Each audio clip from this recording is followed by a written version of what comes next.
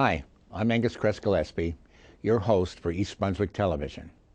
I'm here today with East Brunswick resident Daniel Dermer, who's an active member of the Central Jersey Council of the Navy League of the United States. Dan first joined the Central Jersey Council in 1999. Using experience gained from over 20 years as a firefighter and officer in the volunteer fire service, he quickly rose through the ranks of the council. In 2002, he was elected senior vice president, and 2 years later became the council's first non-veteran council president. Over the next 3 years, the Central Jersey Council grew from sponsoring only one single Coast Guard cutter to 3 and began to fully supporting Naval Weapons Station Earl in Monmouth County. Dan has continued to bring that spirit of service and outreach to 4 successive presidents, serving as their chief of staff. During his tenure of service, the Central Jersey Council has grown from a small local council to become the most active council in New Jersey. It's my pleasure to welcome Daniel Dermer to our studio today.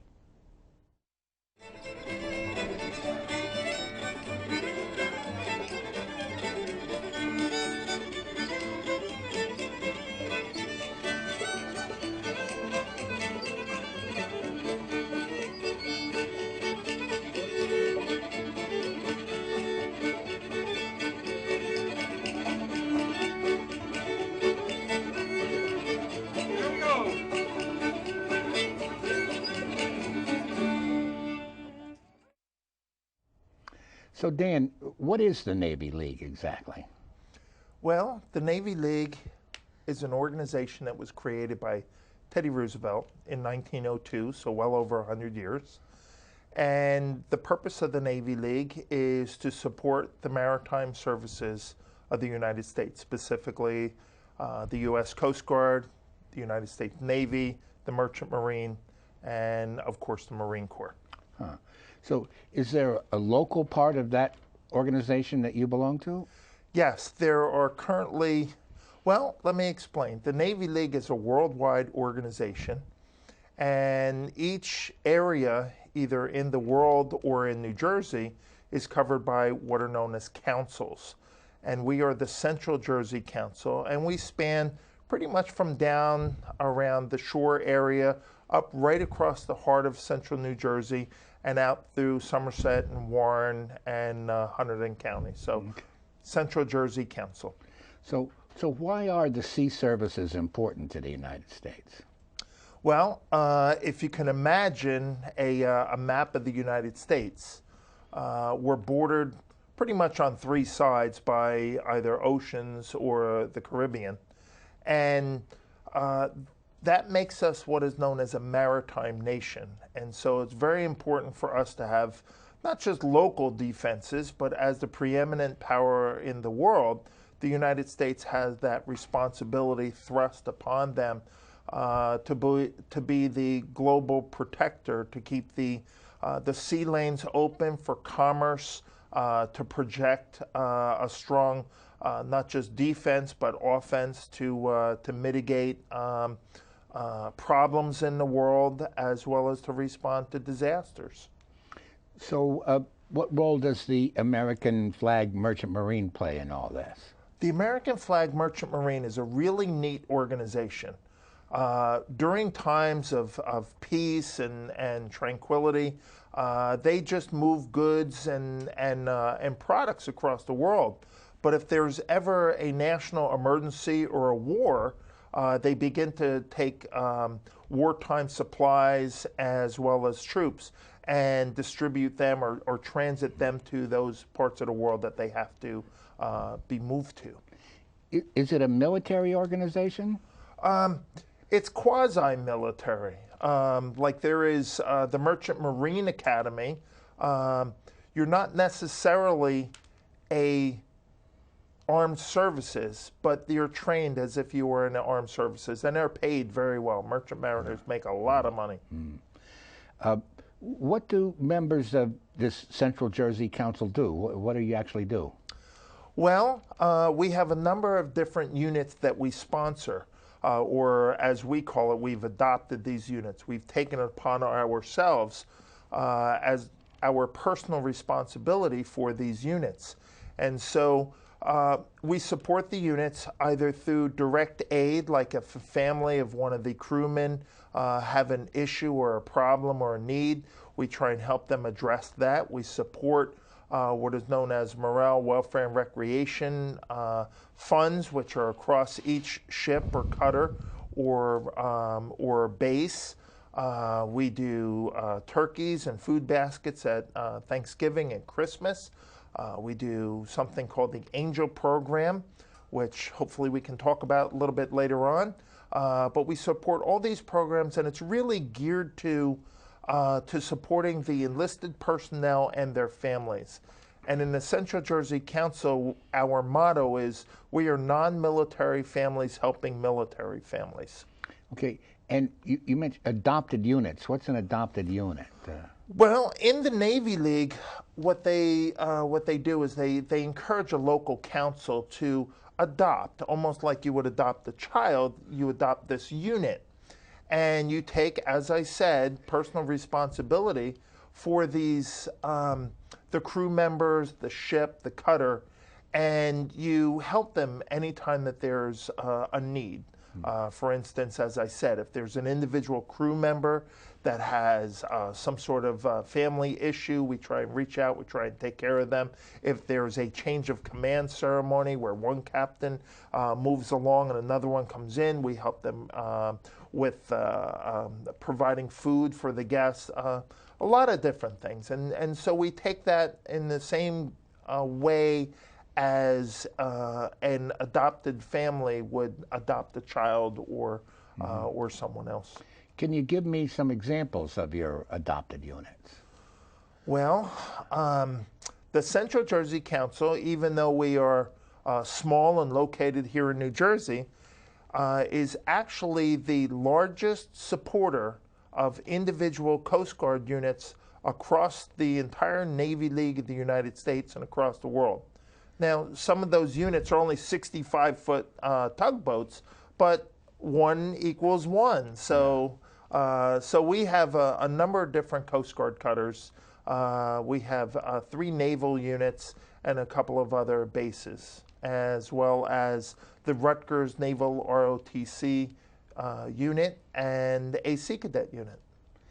Well, in the Coast Guard, what is the difference between, say, those cutters that have white hulls and those that have black hulls? Perfect question. The black hull boats, or they call them the work boats, they're the ones that maintain the navigable waterways, they maintain the lighthouses and all the other aids to navigations. They're the work boats. The white hull boats are patrol boats, and they are the ones that are either intercoastal or out actually in the sea lanes. There is actually patrol boats that are in and are on duty in the Middle East. And those are the boats that have law enforcement powers also. And we have a number of those and a number of the black hull boats, as you mentioned. Can you give me an example of one of your white hull cutters that you adopted? Okay, so one of the cutters is the Sitkinak. It is a 110-foot coastal patrol boat. It's manned. It's about, I believe there's about 24 members of the crew that are on board. And the Sitkinak is based at Station Sandy Hook, right down the way a little bit. And also stationed at Sandy Hook is an 87-foot patrol boat. We have 2 of those, the Sailfish and the Shrike. I keep wanting to call it the Shrek, but it is the Shrike. Okay. And the 110-foot patrol boats, they're named for islands? Yes. So where is the Sitkinak Island? I believe that's out in the Washington, Oregon, Alaska area. Okay.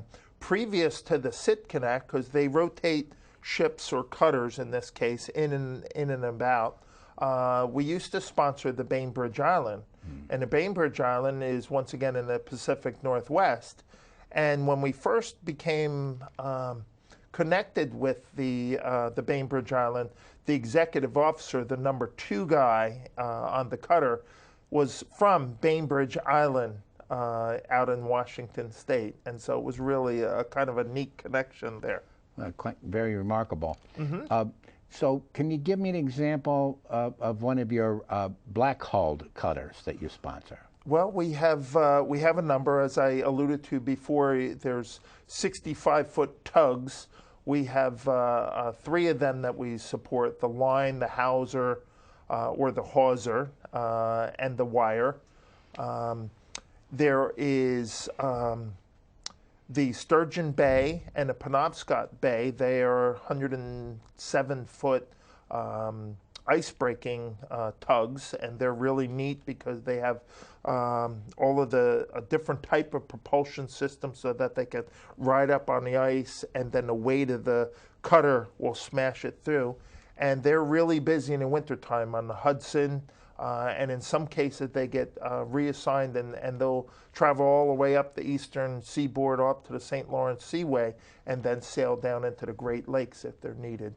And the largest of the cutters that we have, or what we call the flagship of the council, the first unit that we ever adopted, was the Coast Guard cutter Catherine Walker. And she's a 178-foot cutter. And what's the job of the Catherine Walker?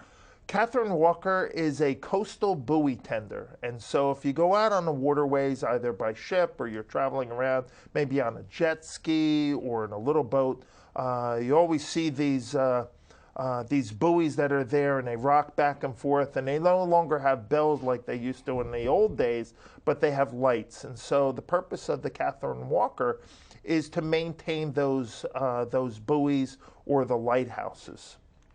I see. And the name Catherine Walker, that's a person. Who was Catherine Walker? Catherine Walker was a woman that took care of the lighthouse on Robbins Reef, which is directly in New York Harbor. And I don't know exactly the year, but I do remember the story was that her husband was originally in charge of keeping the light and maintaining the lighthouse.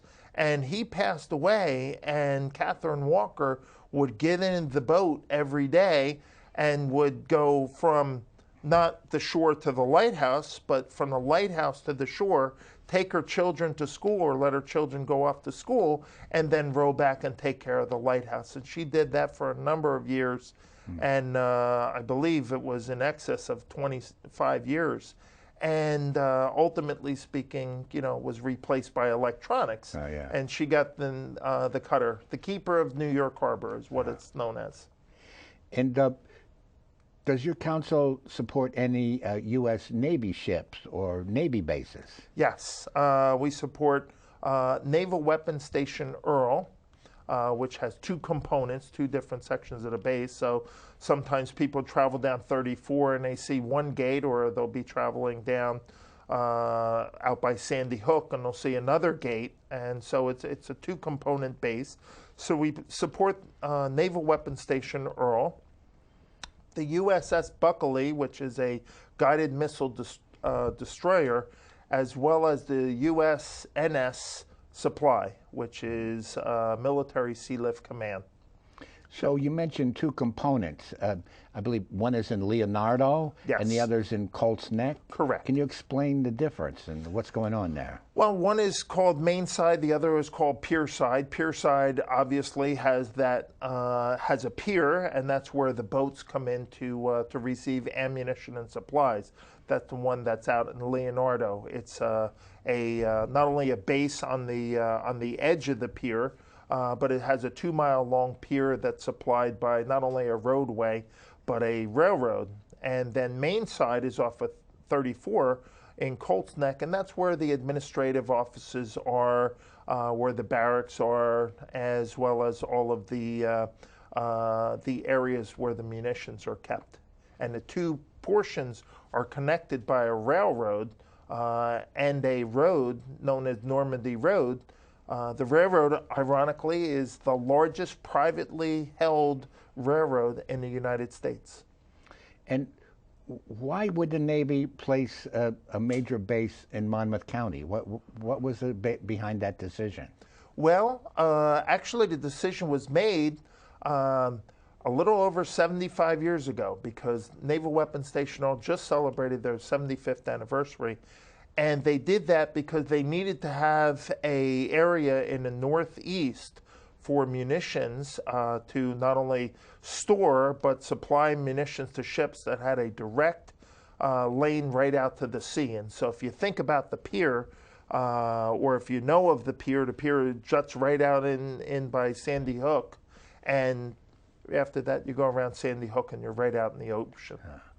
And can you tell us about the sponsorship of the Navy ROTC at Rutgers? Well, the Navy ROTC at Rutgers is really a wonderful opportunity to see not just students at work, but students, the best of the best students that come from all over the country, and in a couple of cases from different areas of the world.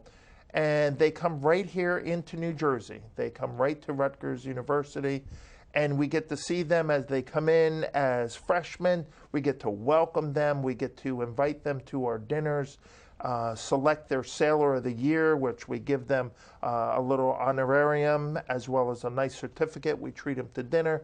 We watch them as they grow during their 4 years at Rutgers.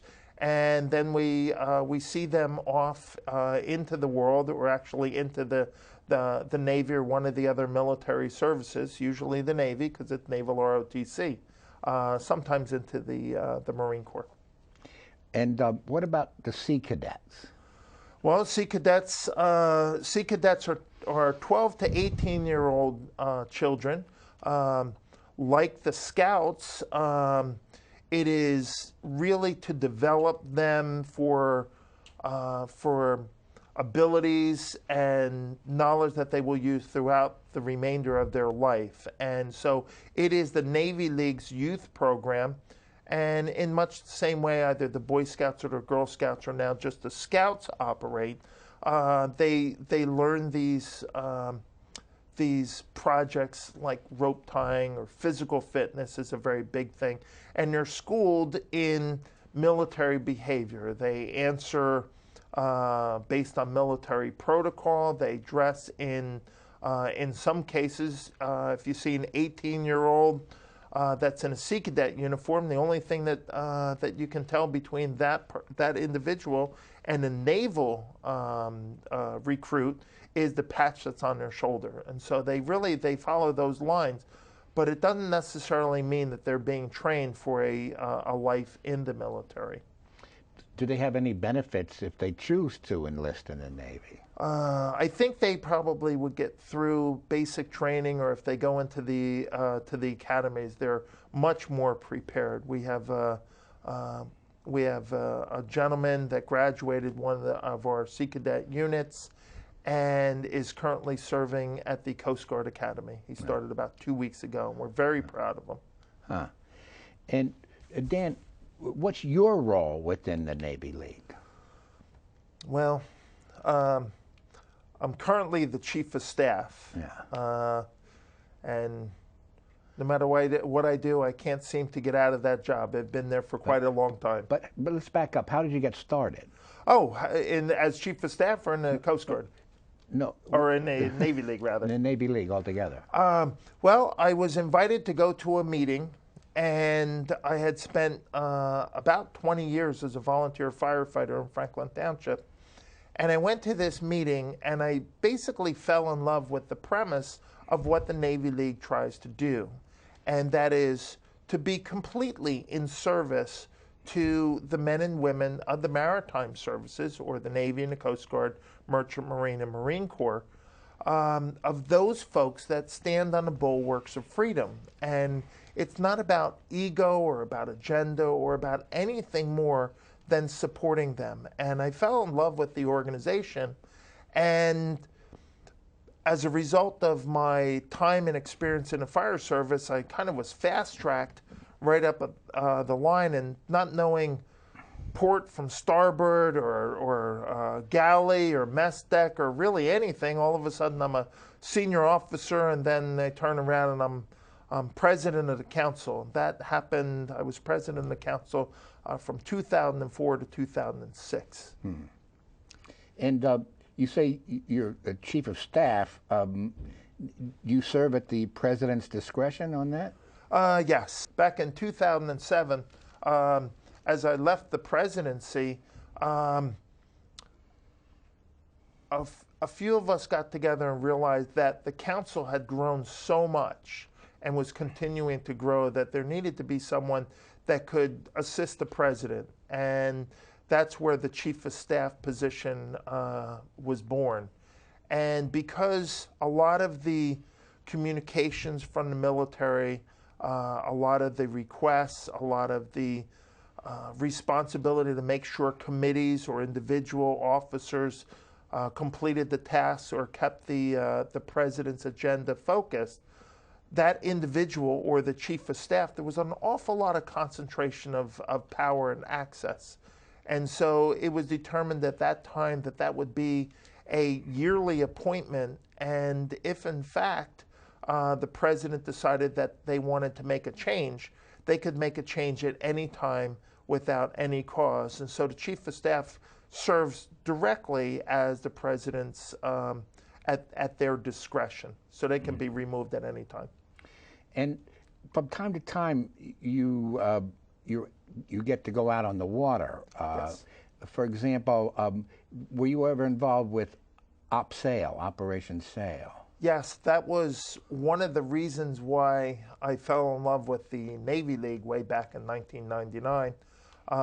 We were sitting at the dinner meeting, and the captain of the Port of New York, what is known as Sector New York, Coast Guard Sector New York, was talking all about how during 2000 there would be OpSail 2000.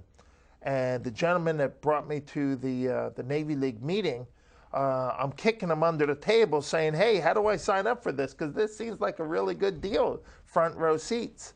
And so I ended up signing up for all the right reasons. But when OpSail 2000 came around, we were on board the cutter Catherine Walker, and we brought $500, $700 worth of food, and we cooked for all of the families that were with the crew members, the other guests that were on board the cutter, and as well as other Coast Guard personnel, or FDNY is placed on the cutter during these events, and NYPD. So a lot of different agencies will be on the cutter. And we do the same thing now each and every year for 4th of July. And we bring literally a lot of food out there, and we prepare it. And it's a once-in-a-lifetime opportunity to go out there. Unfortunately, I've done it 16 straight times, and the benefit to that is you're about 300 yards away from all of Macy's barges. So the fireworks are literally right there, and it's a wonderful opportunity. What is the project that you're most proud of that you've accomplished with the Navy League? When I joined the Navy League back in 1999, they had what was known as a Giving Tree program. And they had only the cutter Catherine Walker. And of the cutter's crew, which numbers now about 32, there might have been like 4 or 5 children of the crew members. And so they had a giving tree where members of the council would go out and they'll buy a gift for one of the crew members' children, and then deliver them up to the ship. And when I got to be an officer, that giving tree had grown to maybe 10 or 12. So it started to get to be a little bit more complicated. And coming out of the fire service, where you always drag Santa Claus around on the top of a fire truck and you hand out gifts, I said, well, you know, instead of the Navy League going up there and handing them a bag of gifts, why don't we get the guy in a red suit to hand out the gifts? And so that started this whole Christmas tradition. And as more cutters became adopted by the council, and as our list of children grew, we started to get involved with corporations, and that whole giving tree became what we now know as the Angel Program. And so I've now been running the Angel Program since 2004, and we give gifts to military children from our adopted units of all of the Coast Guard units, as well as Naval Weapons Station Earl, as well as the other Navy ships. And that amounts to about 500 gifts a year. Wow. And in the past, we were doing it for all of the ships in New York Harbor, all the Coast Guard cutters in New York Harbor. But then Superstorm Sandy kind of cut us back. So we're stuck at that 500 gift mark. That's a pretty good place to be stuck. That's a pretty good place to be stuck. Dan, do you worry about the decline of volunteerism here in New Jersey? Yes, and I see that very much in the fire department that I belong to, Millstone Valley Fire Department in East Millstone, all of the fire service across and first aid squads across New Jersey. And in the Navy League, as our World War II generation kind of slip away, they're dying at a tremendous rate each and every day. Less and less veterans are involved in military-oriented organizations. And if you look not only at the Navy League, but VFWs or other organizations, American Legions, they have declining membership rolls also. One of the good parts about the Navy League is that the Navy League, when it was created by Teddy Roosevelt, was a civilian-based organization. So you couple that premise how we were organized to what our mantra or our motto is: we are non-military families helping military families. About half of our officer corps have never served in the military. I myself was council president. I've been there since 1999. I've never served in the military. And so we're kind of trying to make our way in this new world by including everyone. And I would encourage your listeners to come out and see what we do. And it doesn't matter if they were not in the Navy or the Coast Guard, or if they were in the Army or the Air Force. It does not matter. What are the advantages of membership in the Navy League of the United States? Well, aside from the obvious fact that you get to associate with other people for a common goal, there are members on our council. One individual was in D-Day, a Navy veteran in D-Day. Another one has sailed around the world, Naval Armed Guard. But to the task at hand, or the goals, you get to see these young Navy and Coast Guard sailors doing some really, really hard work under difficult circumstances with very little pay. And you get to help them, you get to thank them, you get to be there for them, and really let them know that we as America support them and appreciate what they do. And we do that with the gifts for their children through the Angel Program, or Thanksgiving turkeys or food baskets. And if our viewers are interested in joining, how can they go about it? They can contact me directly. My telephone number is 908-227-4017. They can find us on the web at cjnlus.org. That stands for Central Jersey Navy League.org. That will explain about it. Once they go to that website, they can find me under contacts, and they can send me an email to Dermer DA, my name with DA at the end, at hotmail.com. Well, Dan, I want to thank you for coming out here to our studios in East Brunswick and sharing your enthusiasm for the Navy League of the United States. Thank you for having me. It's been very interesting. Thank you.